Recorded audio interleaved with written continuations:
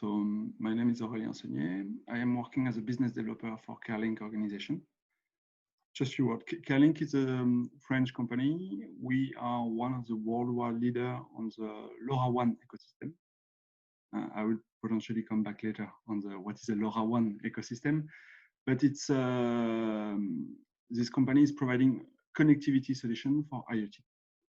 And within the connectivity solution in IoT, we are addressing many kind of customers, which could be telecom operators or private companies. That's one of the beauty also of the IoT and specifically to the LoRa technology. And we are addressing more specifically various verticals markets, and which we design and we define that 6 main vertical markets are very close and are very close needs around IoT. And myself, I am focusing on farming and environment and metering and energy, these 2 specific verticals, to try to have a global overview of what is the ecosystem, what is the value chain on these 2 verticals, to try to put relations, speed up the project and speed up the market, and to manage to assemble all these small bricks to make an IoT project working on these 2 verticals. So I am during this business development. I am in this business development position since 6 months, more or less, because I was working as a sales for Kerlink the last 4 years with a geographical area where I addressed the first steps, I can say, on the LoRa market for telecom and private operators. So that's what I'm doing for Kerlink. And before, I was already cruising around telecom world, as I was working for telecom operator in France, deploying optical fiber network. And then I have deployed many telecom solutions in the French Pacific island called New Caledonia, where I was working there for a system integrator. I stress this point because it's fairly important also on the IoT world to let's say to build hand-to-hand solution in telecoms. That's what I was doing. And I was in New Caledonia with my full family. And when we decided to come back in France, it was really interesting to stay on the telecom area, to stay on the commercial part of this business, because it's always very pragmatic to work in a commercial because it has to work and to be economically viable. So it was really interesting for me. And I decided to dig and to look for on this new field of IoT at the time when I came back in France. And that's why I jumped in this ecosystem and specifically on the LoRaWan world. Nice, nice. And then, because you're coming at this from a very, very specific angle, which is more the telecommunication background, and then in Kerlink, you know, are one of the giants within the IoT market. Like, for example, here in the Netherlands, this whole nationwide LoRa network is via Kerlink, kind of gateways on huge towers. So we're talking about big scale solutions here, and a company that thinks at scale. But when I talk to people about what IoT is, what is IoT? I get a completely different answer from everyone I speak to. So I'd love to know kind of what your answer is. So what is IoT? That's a very wide and interesting question. IoT, so for Internet of Things, it's capability to connect plenty of devices to bring more information on your system and process. So how can I start? Potentially, it is a possibility to enrich your process with new data to take better decision and to have a better way to monitor your infrastructure, optimize your cost, optimize your profitability in your company. And so IoT, it's to connect the thing. Let's say initially you have Internet of Home. So you manage to have with a wire. It was my first job with optical fiber to connect a place. with in a copper or an optical fiber. Then we moved to Internet of People. Everybody now have internet on its pocket, which is smartphone. And the next step, it's Internet of Things. It's possibility to just connect thing. And it was done since a long time, you know, with a telematics solution, with 2G solution, etc., etc. And connect the thing, it could be with many ways, many various technology, but it's a possibility to bring some data on your process. Nice. That was quite succinct. Thank you. Cool. Okay, so let's take a big step back and then say, okay, here's now this IoT ecosystem. Mm-hmm. It's all things for all people. It is all things. So if it's not a person, it's a thing. So at the moment, the ecosystem is quite diverse and quite fragmented. Kind of just from your perspective and knowing kind of at the cold face of trying to have people adopt it and use it for the first time, or helping a whole industry change so that they adopt IoT. Kind of how do you see the ecosystem at the moment, and how ready it is to provide all these solutions to the marketplace? Okay. I will try to be a bit more specific around the ecosystem I'm working in, which is the LoRaWan technology. Just as a quick introduction, LoRa technology, it's a possibility to send very small message with low power consumption on a specific bandwidth, which is ISM, so an open bandwidth, which allow to do public and private networks. So if you allow me to focus my answer on this part, because IoT was working on the machine to machine was IoT, you know, it was IoT with a SIM card. And this ecosystem, it's today fully mature. There is, I don't know, but millions, perhaps billions of SIM cards around the world to connect machinery and device. Now, and so just it was my introduction to say this part of this ecosystem is obviously mature.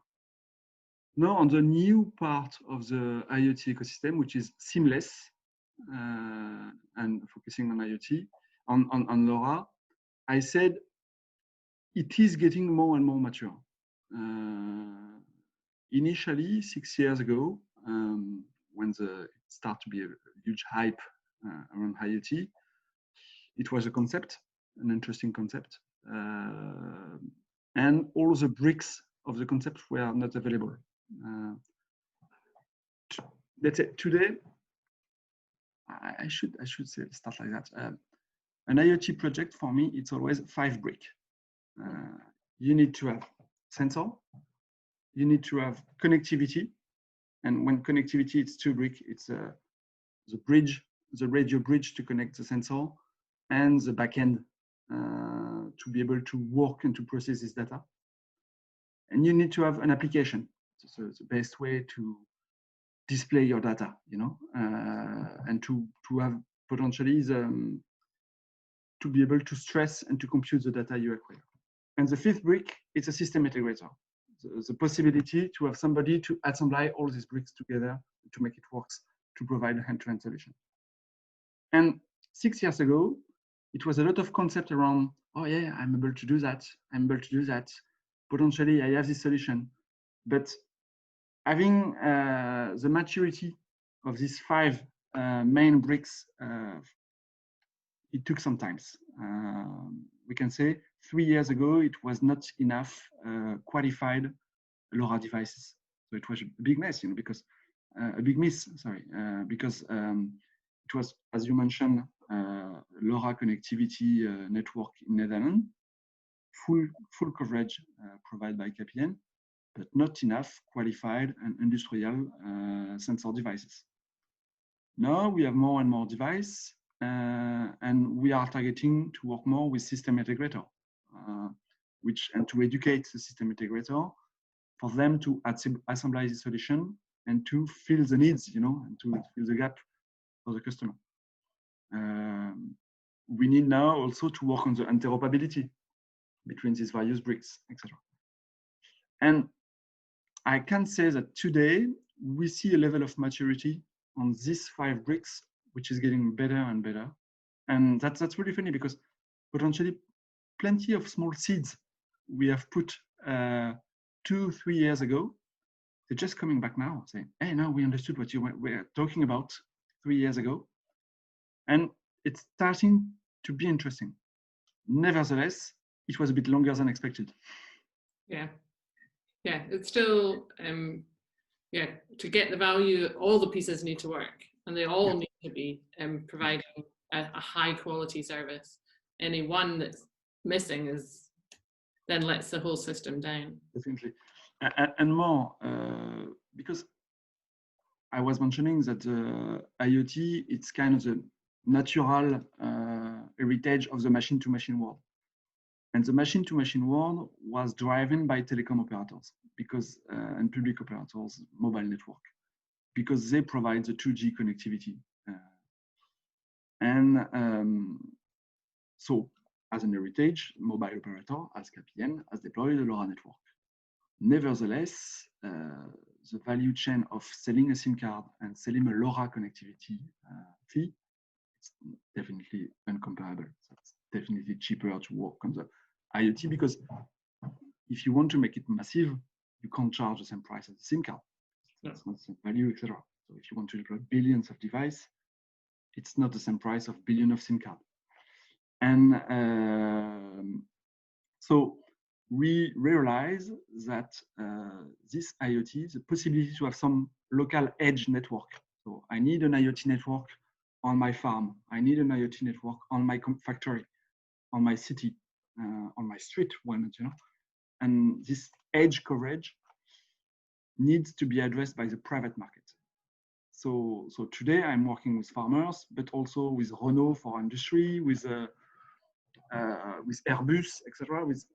Because they need a local coverage, etc. And addressing the private market, obviously the potential is definitely thousands of times bigger than the public market in terms of number of opportunity.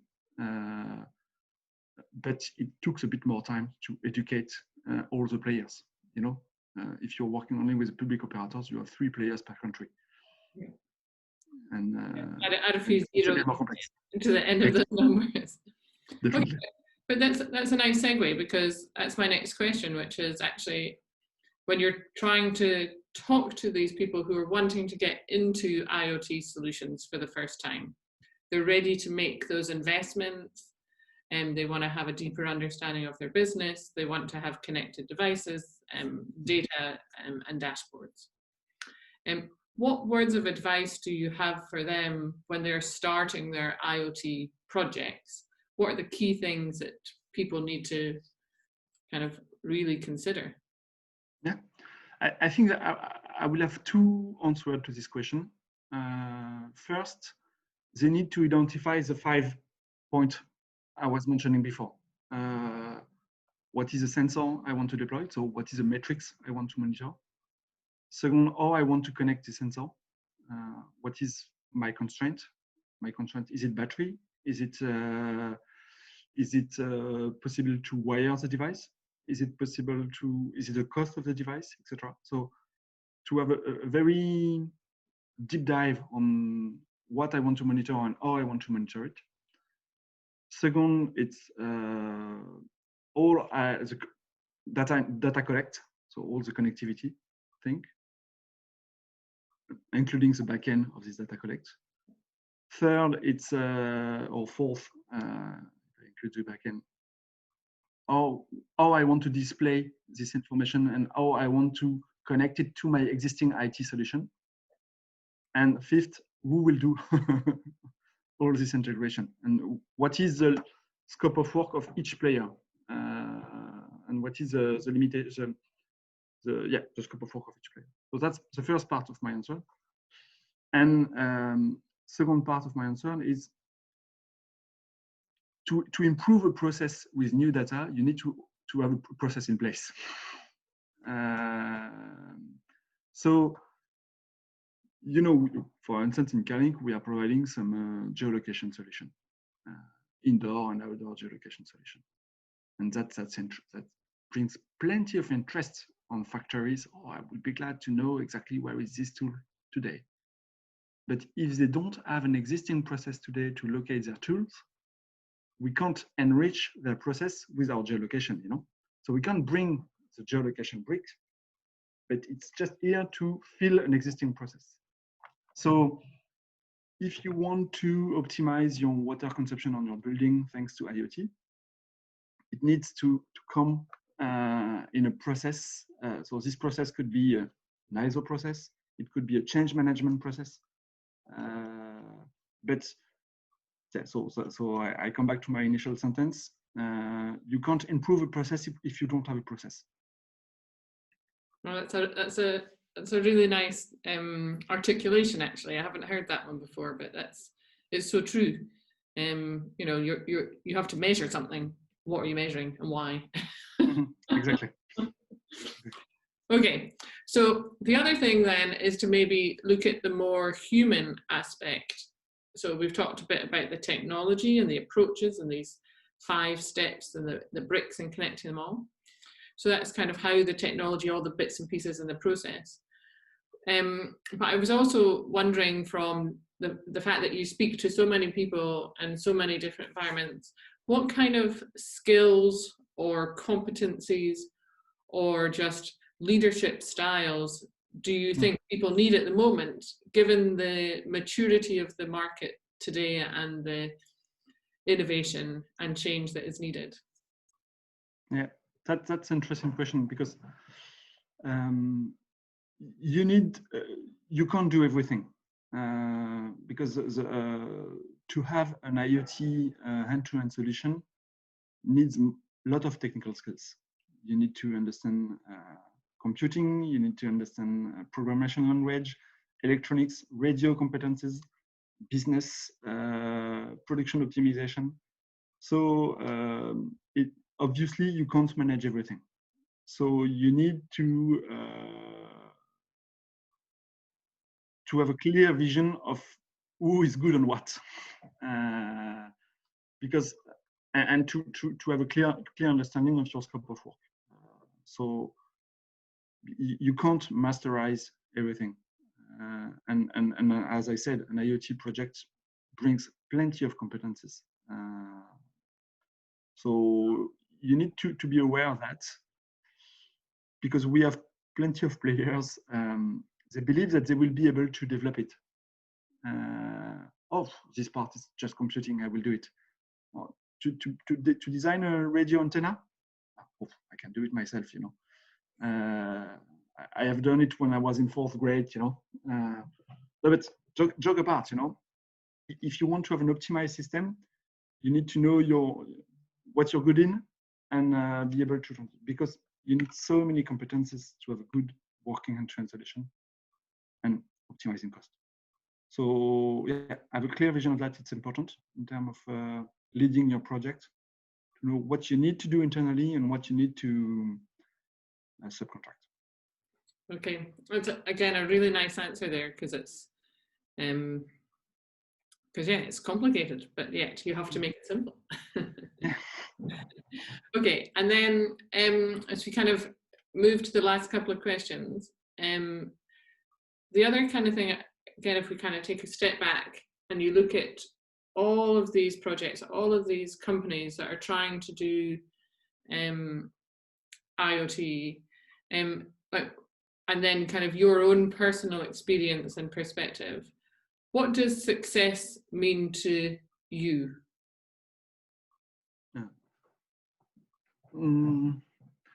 I would be very pragmatic. It's successful if your company is making money and if you are able to pay your employees, and to continue to expand. And last years on the ecosystem, there was plenty of companies working on IoT, betting on the fact that they will be able later to pay their company, their employees. I mean, not making some benefits yet. And today, a project is a success if you manage to live with that and to be successfully profitable. So that's the first step. It's obvious, but it's important to mention it because on the IoT, you have plenty of small startups and unicorns. They don't think about profitability yet today. Second part, it's when you really manage successfully to improve the quality of our planet. On our planet, when I say that, perhaps it's a bit utopistic, but the quality of the process with the solution you've used. If you can clearly say, thanks to this solution, which is commercially profitable, I managed to reduce 30% of the water consumption on this building, on this farm. And then it means this farm, which was difficult, which was difficult to make it profitable, now it's working better. And then it's a successful project. Cool. And then just to kind of just finish off, kind of your final words of inspiration to somebody thinking about coming into the IoT industry, whether to work in it, to build a solution, or to bring IoT into their business for the first time. Just as a kind of short answer of what's your kind of words of advice, or just kind of what they should look for as the benefit of IoT to them. So first you have to look for the pain, you know, where is it painful and where I have a problem to solve. You always have to start from the pain. You know, if you just, oh, good, I have an IoT network. What can I do with that now? It will not work. It could work by luck, but it's always better to start by pain because you will be able to improve a process to reduce your pain. So I come back to my process thing. And the IoT, it's only a way, you know, it's only a tool to reduce your pain and to improve the process. So start from the pain. And second, potential is so huge, you know, there is plenty of pain to resolve everywhere, to improve on process, to make a better planet, let's say, you know, to do the same with less energy. Nice. Cool. Thank you so much. You're welcome, Christine. Thank you.